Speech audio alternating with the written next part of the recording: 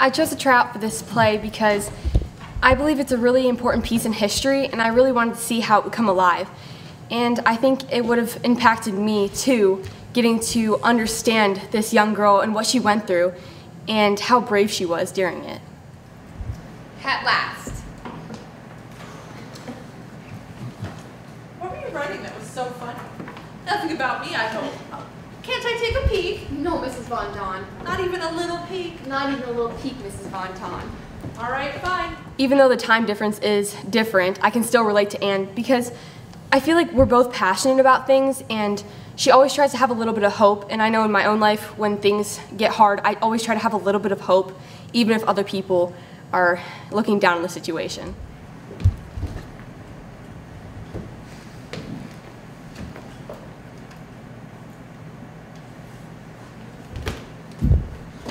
Has anyone seen my shoes? Shoes? You took them, didn't you? I don't know what you're talking about. You're going to be sorry. Am I? Definitely.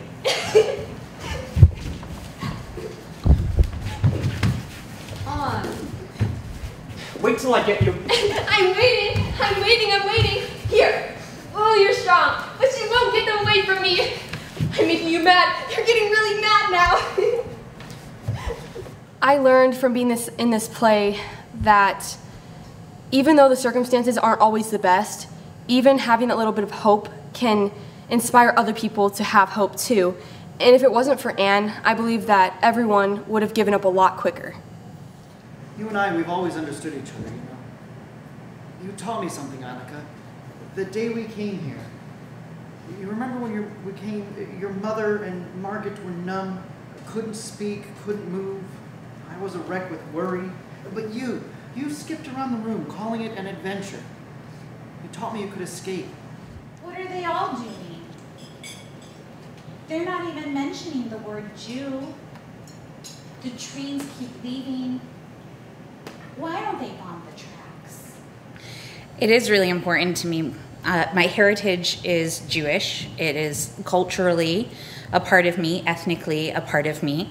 My father's side is Jewish, so religiously I would not be considered a Jew because that goes down through the mother's side. But just having the opportunity to be performing a part of history, a true story, has been a true pleasure and truly humbling.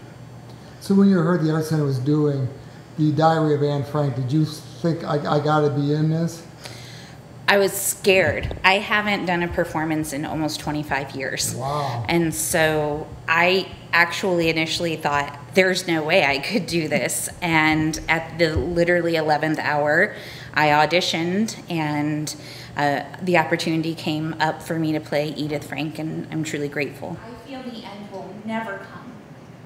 Sometimes I just want to turn myself in. Mrs. Frank, please forgive me, but you must take things a little easier. You've kind of also taken a leadership role a little bit in all of this, because the cast, which includes me, went to the museum in the Beechwood.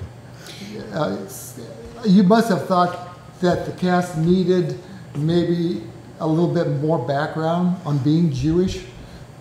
I remember just talking with Bob, our director, a number of months before Anne Frank even started rehearsals, and talking with him about some of the things that he was interested in, and I shared that I would be happy to help. So he shared with me a few of the things that he was interested in, and I was able to connect with the Maltz Museum with a wonderful person there, who then also connected me with the Western Reserve Historical Society, to another truly wonderful person who then connected me with other Jewish related organizations throughout Northeast Ohio. And with that, I've been able to secure tours for our cast to be able to help them understand the history of the Holocaust better, as well as be able to relate more personally to what it would have been like in the times of the Frank and Van Dam families, as well as been able to secure a speaker for the community who is a Holocaust survivor. And we look forward to hearing from Erica Gold on September 23rd. It should be before the before the performance. So she'll be here at 6, is that correct? At 6 o'clock and on the 23rd. the performance is at 7:30. Yes, and her conversation will last about an hour or so ahead of time. And then we were also able to work with some other missions around and able to secure some historical panels or banners, that you might call it, that will outline the history of the Holocaust from start to end, that visitors will be able to come nights of the shows and read and learn even more. First of all, I want to mention that presentation by the Holocaust survivor is free. So that's at 6. At 7:30 is the performance. You do have to have a ticket for that. Yes. And my understanding is that we'll also be doing a Facebook Live of the speaker. So for those that just aren't able to make it in but still want to be a part of it or see it, or for those who have family perhaps even out of state that would want to watch, they'll be able to click into our Facebook Live link. My God. I don't believe it. The bread! He's stealing the bread! Herman, for God's sake. What is it? What's going on? Your husband's stealing bread! That can't be right. What are you doing? Never before. Never before. I don't believe you. So have you experienced perhaps prejudice because you were Jewish? Yes.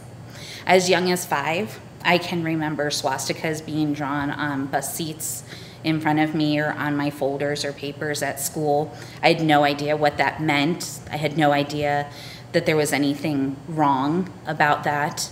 I remember being taught to perhaps keep my Jewish heritage a secret until people were more trusted, maybe just share it among confidence of friends. It's confusing as a child. I was never told to be ashamed of who I am. I've always been taught to be proud of who I am, but then having to hide a piece of yourself, it inherently can process as shameful. It was difficult, and I wish I could say that ended in childhood. I can recall a moment in my college career where 9 people that I considered to be some of my most trusted friends staged a Jewish intervention and told me how I was a terrible person and going to go to terrible places when I died if I didn't profess some kind of nod towards Christianity.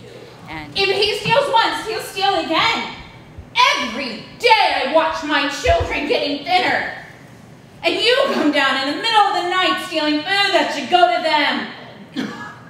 God. Edith, please. it is. It was important to me to just be able to share more if in any way that we could, and we are beyond blessed to have had so many people willing to give of themselves, give of tours, give time to come and speak on their own history and lend us the panels at no charge. And we're really blessed out here in Ashtabula County to have friends all around us willing to help us continue to inform the world about the Holocaust.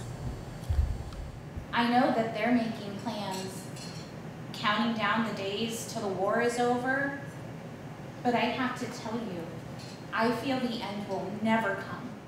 Listen, he may know nothing, but it's getting more dangerous out there every day.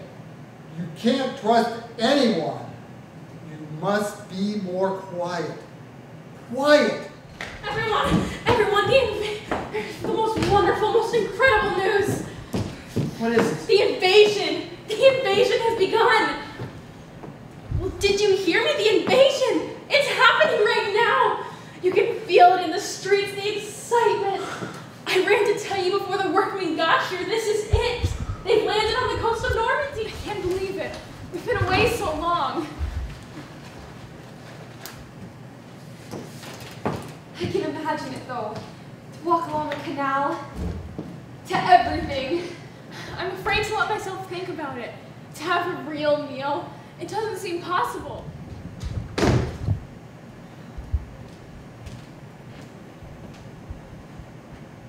Westerbork, a barren heath. Wooden towers where our jailers stand guard, walls covered with thousands of flies. The 8 of us crammed into Barrack 67, betrayed. We never know by whom. Why have you deserted me? Help me. Help me. Rescue me from this hell.